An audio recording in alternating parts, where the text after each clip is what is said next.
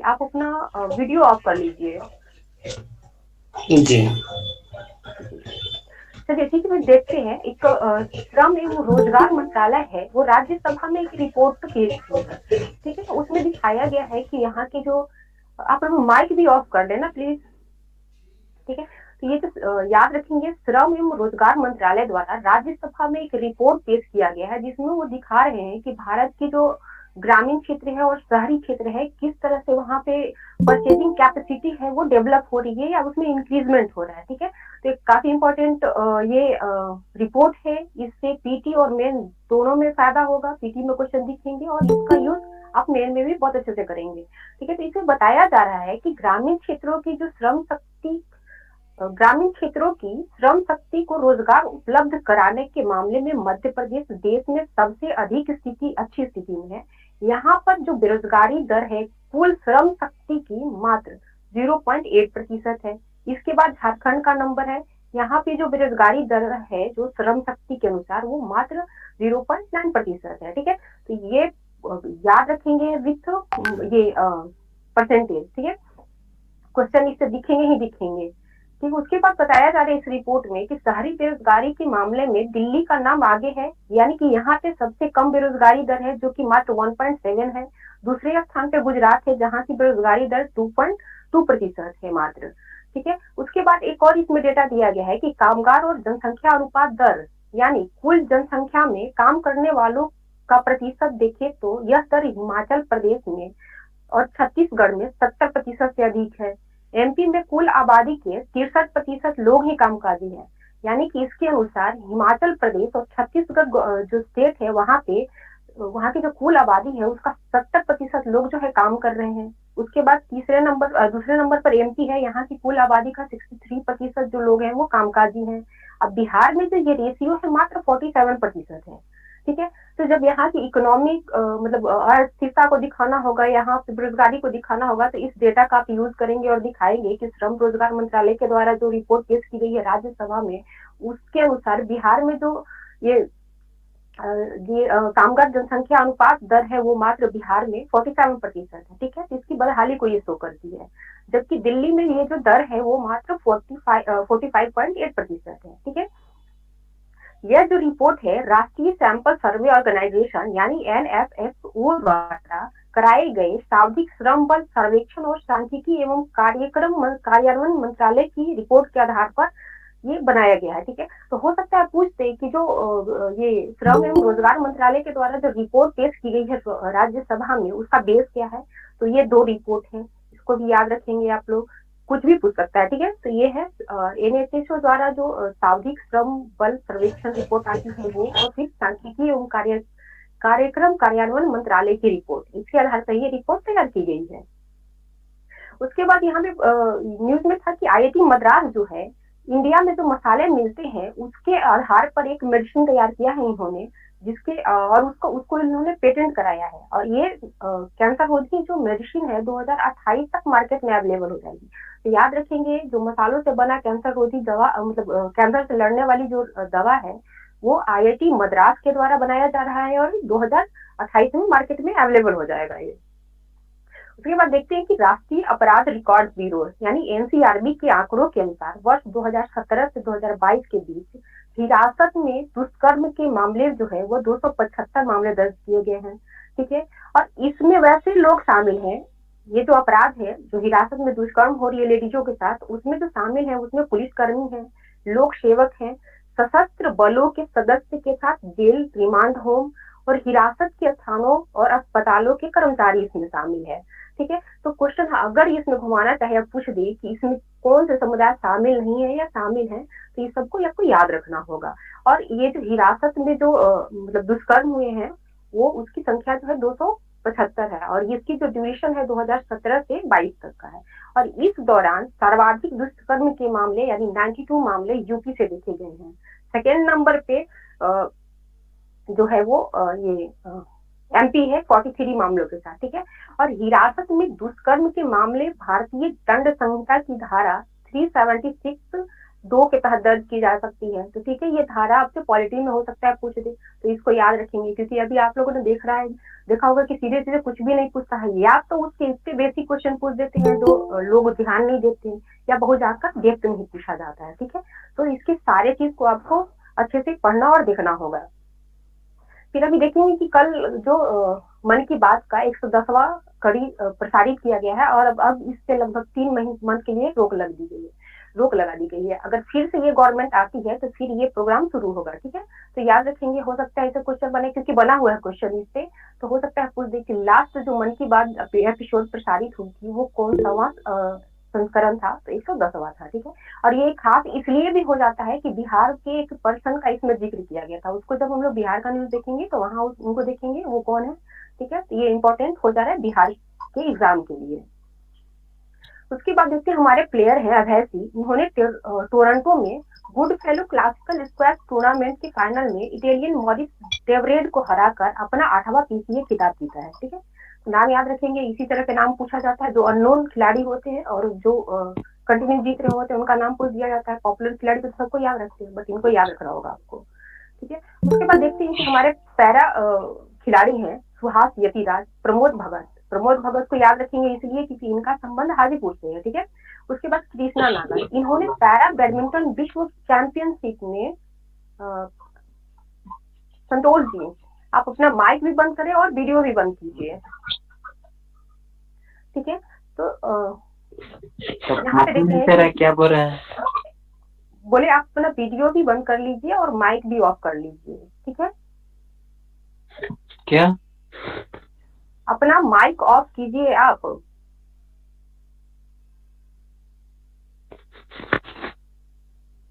ठीक है, ये देखते हैं कि ये सुहास यतिराज, प्रमोद भगत और कृष्णा नागर के द्वारा बैडमिंटन विश्व चैंपियनशिप में स्वर्ण पदक जीता गया है, क्योंकि ये इन्होंने स्वर्ण पदक जीता है और पैरा मतलब खिलाड़ी है, तो काफी इंपॉर्टेंट हो जाता है। ये नाम आपको याद रखना होगा, खासकर प्रमोद भगत का। ठीक है, और सुहास यतिराज ये आईएएस ऑफिसर है, यूपी कैडर है इनका, तो इनको भी याद रखेंगे। इन्होंने पैरा ओलंपिक में भी पदक जीता था और ये सारे प्लेयर वहां पदक जीते थे। ठीक है, तो इनका नाम याद रखेंगे, और प्रमोद भगत का ये भी याद रखेंगे कि इनका संबंध हाजीपुर से है। ठीक है, और ये जो पैरा बैडमिंटन विश्व चैंपियनशिप का जो आयोजन हो रहा है वो बैंकॉक में हो रहा है। ठीक है, तो ये भी याद रखेंगे। अभी देखे हुए कल पीएम मोदी के द्वारा सुदर्शन सेतु का उद्घाटन किया गया है। तो ये जो सेतु है गुजरात के द्वारका जिले के बेट द्वारका द्वीप को ओखला से जोड़ता है। ठीक है, और यह देश का सबसे लंबा केबल आधारित पुल है और इसकी जो लंबाई है 2.32 किलोमीटर है। इसका उद्घाटन पीएम द्वारा कल यानी 25 फरवरी को किया गया है।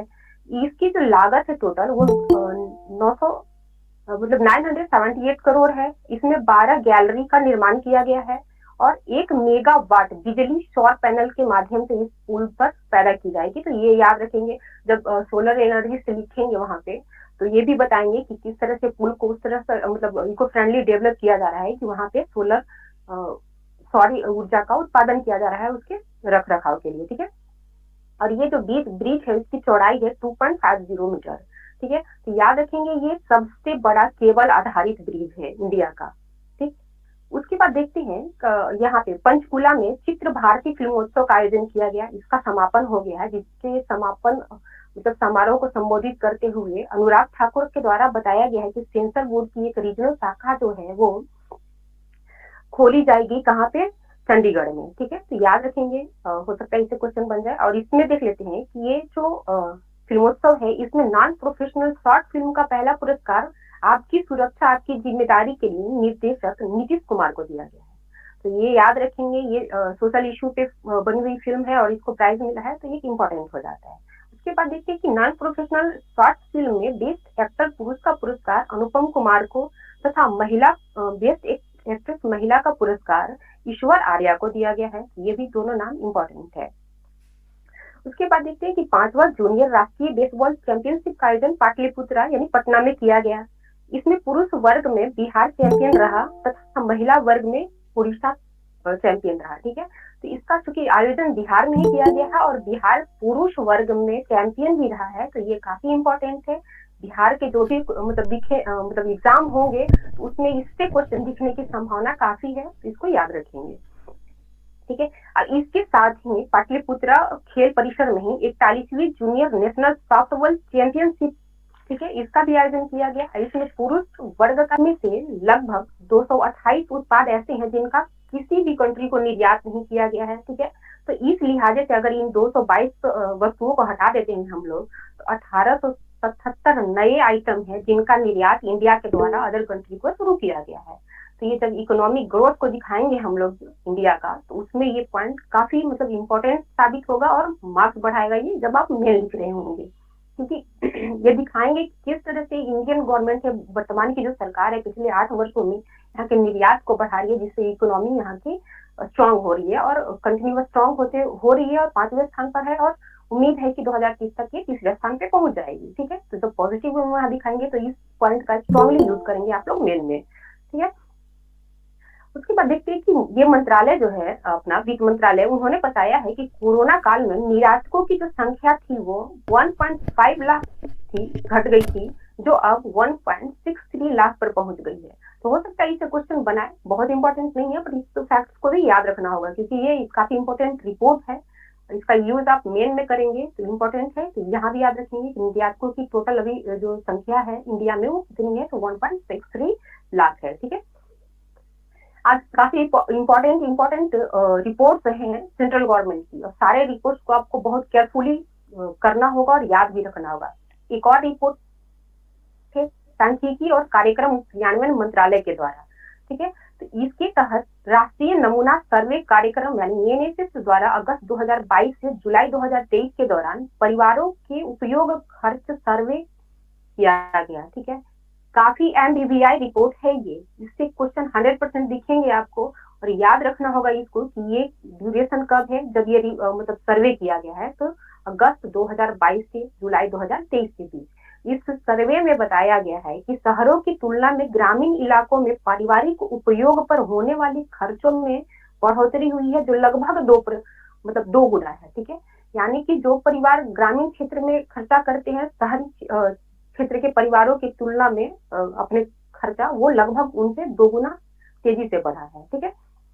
इसमें बताया जा रहा है कि 2011-12 की तुलना में वित्त वर्ष 2022-23 में पारिवारिक उपभोग में मासिक खर्चे में ग्रामीण इलाकों में 164%, तो शहरी क्षेत्रों में 146% की बढ़ोतरी हुई है, ठीक है। इसका एक पॉइंट बहुत इंपॉर्टेंट है, कहीं से कुछ भी क्वेश्चन पूछ सकता है। और ये जब इकोनॉमी से संबंधित क्वेश्चन आप डील करेंगे, इंडियन गवर्नमेंट की स्ट्रांग इकोनॉमी को दिखाएंगे, तो वहां पे ये दिखाना होगा आपको कि किस तरह से गवर्नमेंट के प्रयासों से यहाँ की जो ग्रामीण क्षेत्र है वो किस तरह से सशक्त हो रही है, उनके खर्च की कैपेसिटी बढ़ रही है, ठीक है, शहरी क्षेत्र की तुलना में ज्यादा तेजी से बढ़ रही है। इसमें बताया जा रहा है आगे कि 2011-12 में ग्रामीण इलाकों में पारिवारिक उपभोग पर एक परिवार जो है उसका मासिक खर्च 14 से 30 रुपया था, जो 2022-23 में बढ़कर 3773 रुपया हो गया, ठीक है। शहरों में जो ये खर्च है 2011-12 में 2630 था, जो 22-23 में बढ़कर 6459 रुपया हो गया है, ठीक है। एक डाटा याद रखेंगे आप लोग, ध्यान से इसको देखिए, ठीक है। इसी में बताया जा रहा है कि 2011-12 में ग्रामीण एवं शहरी इलाकों के बीच परिवार पर होने वाले मासिक उपभोग खर्च में 84% का अंतर था, जो अब घटकर 71% हो गया है, ठीक है। वित्त वर्ष 2004-5 में यह अंतर 91% तक पहुंच गया है, ठीक।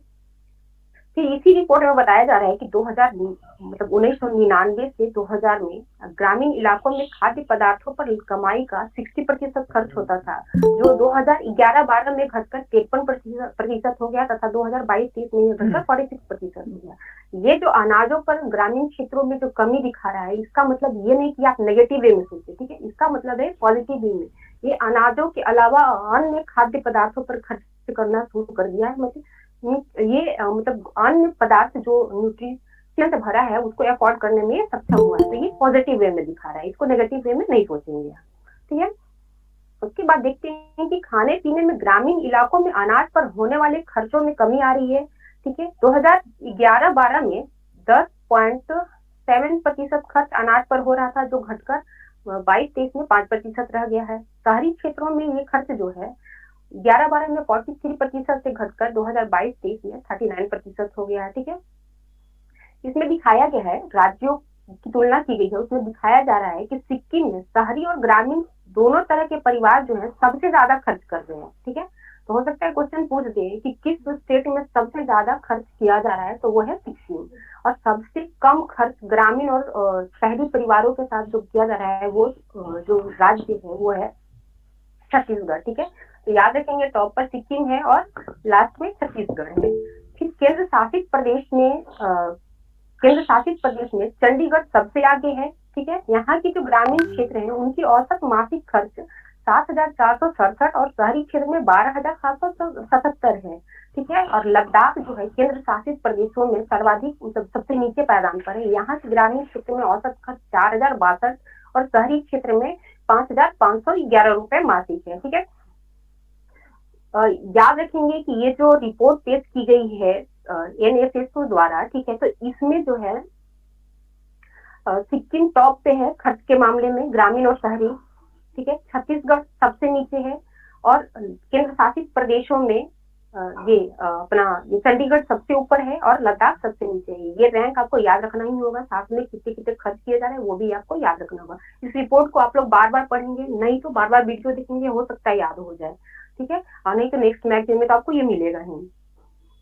उसके बाद देखते हैं कि हमारे राज्यपाल अभी आप लोगों ने अगर कटिंग जो डाला जाता है अगर पढ़ा होगा तो उसमें देखा होगा कि यहाँ के जो बुद्ध हैं उनके अस्थि अवशेष को लेकर बिहार के राज्यपाल जो है वो थाईलैंड गए हुए हैं। ठीक है, तो वहां पर उन्होंने एक फेमस बौद्ध टेम्पल का मतलब वहां पे गए, उन्होंने पूजा किया, तो उसका नाम है वाट अरुण। हो सकता है भूल भी कि वाट अरुण है क्या या कहाँ ये जो मंदिर है वो किस कंट्री में है, तो इसको जरूर याद रखेंगे। ये बैंकॉक में है। ठीक है, यानी थाईलैंड में है ये। इसका नाम है वाट अरुण और इसका संबंध बौद्ध धर्म से है। उसके बाद देखते हैं कि दूरसंचार और टेक के क्षेत्र में सबसे बड़ी वार्षिक प्रदर्शनी जो मोबाइल वर्ल्ड कांग्रेस होगी वो इस वर्ष स्पेन में की जाएगी। और इससे क्वेश्चन प्रीवियस ईयर उठाकर देखेंगे तो दिखेगा आपको, तो याद रखेंगे 2024 में जो मोबाइल कांग्रेस हो रही है, मोबाइल वर्ल्ड कांग्रेस जो हो रही है वो स्पेन में की जा रही है।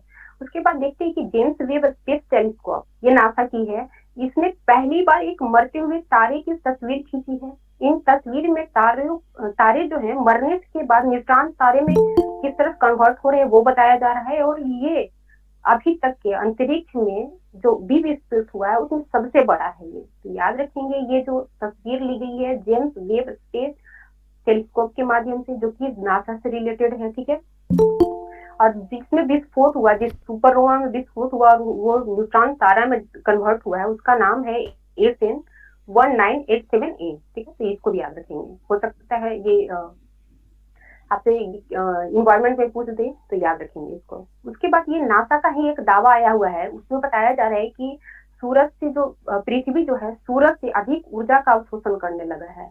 ठीक है, तो ये जो हम अभी बता रहे हैं आपको ये पॉइंट, ये जब जलवायु परिवर्तन से संबंधित क्वेश्चन आप मेन में डील करेंगे तो उसमें यहाँ पे पॉइंट ग्लोबल वार्मिंग से संबंधित तो यूज करेंगे कि किस तरह से नासा ये मान ली है कि पृथ्वी अधिक ऊर्जा का अवशोषण करने लगी है सूर्य के, जिसकी वजह से यहाँ की जो भूमंडलीय तापमान है वो काफी तेजी से बढ़ रही है और साथ में जल स्रोत पिघल रहे हैं जिससे जलस्तर बढ़ रही है और तटीय देशों प्रदेशों को के लिए खतरा उत्पन्न कर रही है। ठीक है, तो इसमें बताया जा रहा है, नासा के द्वारा बताया गया है कि 2023 के शुरुआत में पृथ्वी के विकिरण 2023 के शुरुआत में नासा द्वारा जो बताया जा रहा है कि पृथ्वी जो है सौर विकिरण का जो अवशोषण है काफी तेजी से कर रहा है। फरवरी यानी 2023 में ये जो अवशोषण था 3.9 वाट प्रति वर्ग मीटर था, जो मार्च में 6.2 वाट प्रति वर्ग मीटर हो गया। ठीक है, तो इस पॉइंट का यूज आप ग्लोबल वार्मिंग में करेंगे कि किस तरह पृथ्वी का टेम्परेचर बढ़ रहा है शो करने के लिए।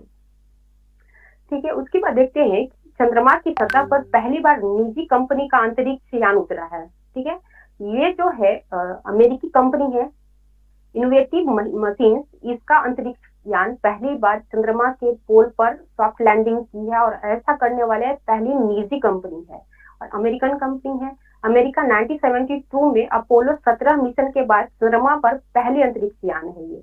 ठीक है। तो ये निजी कंपनी के द्वारा इस तरह का प्रयास किया गया और जो सक्सेस रहा है, तो इस कंपनी का नाम याद रखेंगे, क्वेश्चन एराइज होने की संभावना 90% है यहाँ से। ठीक है, उसके बाद देखते हैं कि central university of south Bihar, ये जो है इसको यूजीसी के द्वारा श्रेणी 1 विश्वविद्यालय का दर्जा दिया गया है और इस तरह का दर्जा पाने वाली बिहार की ये प्रथम यूनिवर्सिटी है। इस दर्जे के बाद ये यूनिवर्सिटी जो है जेएनयू, दिल्ली यूनिवर्सिटी आदि जैसे श्रेणी 1 विश्वविद्यालय की श्रेणी में आकर खड़ी हुई हो गई है।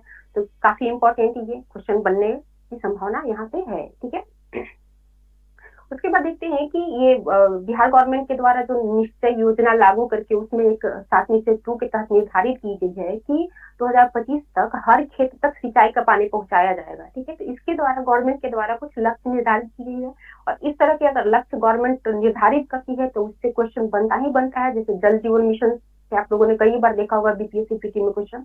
ठीक है, तो उसी टाइप का ये भी है, बनने की संभावना है। तो इसको याद मतलब ध्यान से देखेंगे आप लोग। इसमें बताया जा रहा है कि ये जो हर खेत तक सिंचाई का पानी पहुंचाने का जो लक्ष्य है, इसके लिए जो अभी जो वर्तमान में वित्तीय वर्ष चल रही है उसमें 4,80,000 किसानों को मुफ्त बिजली कनेक्शन दिया जाएगा। ठीक है, ये जो मुफ्त बिजली कनेक्शन देने की स्कीम है बिहार गवर्नमेंट के द्वारा 2023 से ही चलाई जा रही है। इसका सेकेंड चरण इस बार चलेगा। पिछले बार लगभग 3,50,000 लोग मतलब किसानों को मुफ्त बिजली कनेक्शन अवेलेबल कराया गया था। इस वर्ष ये 4,80,000 किसानों को ये बिजली कनेक्शन मुफ्त में अवेलेबल कराया जाएगा। ठीक है, और ये जो स्कीम है जिसके माध्यम से किसानों को मुफ्त में बिजली कनेक्शन अवेलेबल कराया जाता है, उसका नाम मुख्यमंत्री कृषि विद्युत संबंध योजना है। याद रखेंगे, बिहार गवर्नमेंट की स्कीम दिखाना होगा तो ये नई योजना है, आप इसको दिखाएंगे वहां पे। ठीक है, इसमें और एक चीज और देख ले कि बिहार विद्युत विनियामक आयोग द्वारा खेती के लिए मात्र 6.89 रुपए प्रति यूनिट की दर से बिजली मतलब देने की मंजूरी दी गई है। लेकिन इसमें गवर्नमेंट जो है यानी स्टेट गवर्नमेंट जो है 6.19 रुपए प्रति यूनिट अनुदान देती है, यानी कि मात्र 70 पैसा प्रति यूनिट की दर से किसानों को खेती के लिए बिजली यहाँ की गवर्नमेंट अनुदान देने के बाद अवेलेबल कराती है। ठीक है, तो यहाँ जब कृषि से संबंधित विकास को दिखाएंगे तो ये पॉइंट वहां भी जाएगा। ठीक है, ये याद रखेंगे और विथ डेटा देंगे, काफी फ्रूटफुल होगा वहां पे। उसके बाद देखते हैं कि पटना गोल्फ क्लब में Chanakya cup table Ford tournament जो आयोजित हो रहा था, इसका समापन हुआ है। इसमें जो चाणक्य कप का विजेता है अभिनव कुमार और सृष्टि रानी बनी है। ये गोल्फ से संबंधित टूर्नामेंट है और इसके विजेता मेल वर्ग में अभिनव कुमार है और सृष्टि रानी महिला वर्ग में बनी है। और ये दोनों जो प्लेयर हैं बिहार के जमालपुर के निवासी हैं। ठीक है, तो इनको याद रखेंगे आप। यहाँ की जो बिहार गवर्नमेंट है उन्होंने डिसाइड किया है कि बिहार में औद्योगिक नीति बनाई जाएगी जिसका बेस जो होगा यूपी की औद्योगिक नीतियां होंगी। तो इस तरह के क्वेश्चन भी बनते हैं, तो याद रखेंगे कि बिहार गवर्नमेंट यूपी औद्योगिक नीति के आधार पर बिहार औद्योगिक नीति का निर्माण करेगी और वर्तमान में यूपी में 26 इस तरह की औद्योगिक नीतियां कार्य कर रही है। ठीक है, जो यूपी टीचर्स देंगे उनके लिए भी फायदा है ये। ठीक है, तो उसको भी याद रखेंगे। फिर उसके बाद देखते हैं कि एनआईटी पटना के मैकेनिकल विभाग द्वारा एक स्पीड ब्रेकर से बिजली उत्पन्न कर स्ट्रीट लाइट को संचालित करने में सफलता पाई गई है। ठीक है, इस शोध जो किया गया है एनआईटी के द्वारा, इसको पेटेंट भी मिल चुका है। यानी कि जो वाहन ये क्या बोलते हैं स्पीड ब्रेकर से जो वाहन गुजरेंगी उससे बिजली उत्पन्न होगा जिससे वहां स्ट्रीट लाइटें जलेंगी। ठीक है, इसमें जो है वाहनों द्वारा उत्पन्न गतिज ऊर्जा को यांत्रिक ऊर्जा में परिवर्तित किया जाएगा। ठीक है, ये जो रिपोर्ट आया हो सकता है इसे फिजिक्स में पूछ दे कि जो वाहनों द्वारा स्पीड ब्रेकर पे जो बिजली उत्पन्न करती है वो किस से किस में कन्वर्ट होती है। तो याद रखेंगे गतिज ऊर्जा से वो यांत्रिक ऊर्जा में परिवर्तित होती है। ठीक है, तो फिजिक्स का भी क्वेश्चन यहाँ से निकल सकता है। उसके बाद देखते हैं कि वर्तमान में 634 कस्तूरबा गांधी बालिका विद्यालय है। इसमें 2024-25 से +2 तक की पढ़ाई शुरू होगी। ठीक है, आईआईटी पटना के सहयोग से इन स्कूलों में मॉडल विज्ञान लैब का गठन किया जाएगा और इसमें पढ़ने वाले सभी जो बच्चे हैं, ठीक है, इनको स्कूल डायरी और अभ्यास पुस्तिका निःशुल्क दी जाएगी। उसके बाद 2024-25 में इन सभी जिलों में दिव्यांग बच्चों का प्रमाणीकरण एवं यूआईडी कार्ड भी बनेगा। ये सारे जो सुविधा इन इस स्कूल में पढ़ने वाले बच्चों को दी जाएगी वो गवर्नमेंट के द्वारा प्रोवाइड कराई जाएगी। तो याद रखेंगे, वर्तमान में हो सकता है पूछ दे कि कितने कस्तूरबा गांधी बालिका विद्यालय हैं, तो 634 है।